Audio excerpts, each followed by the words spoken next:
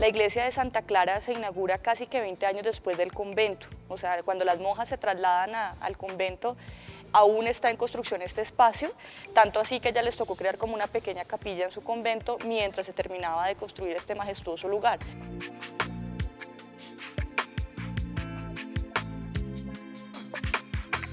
Después de la investigación de restauración, se cree que efectivamente este sí es el primer púlpito que tuvo la iglesia y creemos, lo más probable es que haya estado ahí puesto desde 1647. Si es así, efectivamente el arzobispo desde allí dio su primer sermón. In nomine Pater. Bueno, los Filius, púlpitos Spiritus Sancti. durante todo el periodo barroco fueron el escenario más importante de comunicación entre la feligresía y el sacerdote.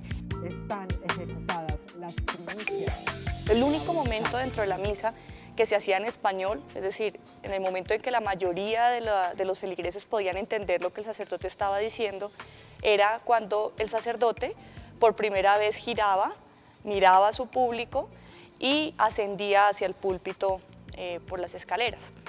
En ese momento, el sacerdote ya subido en el púlpito hacía el sermón, ¿sí?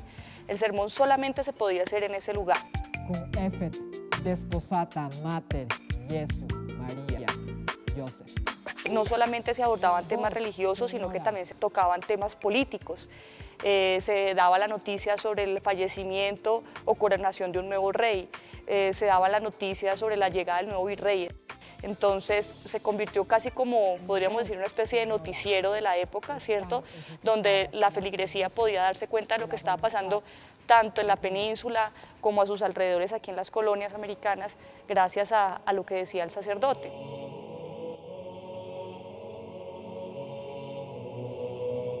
Es fundamental para el patrimonio colonial y el patrimonio en general del país. El púlpito, cuando se inauguró el museo en los años 80 del siglo pasado, nunca había estado desde entonces en su lugar original y muchas personas no habían tenido la oportunidad de conocer este importante escenario del Museo Santa Clara.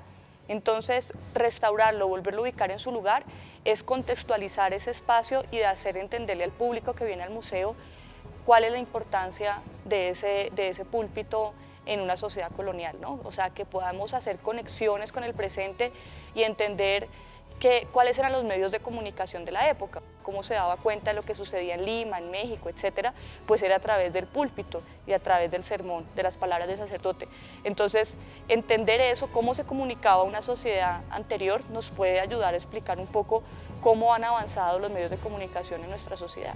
Así que es fundamental tener estos escenarios, poder restaurarlos y darlos a conocer al público en general, ¿no?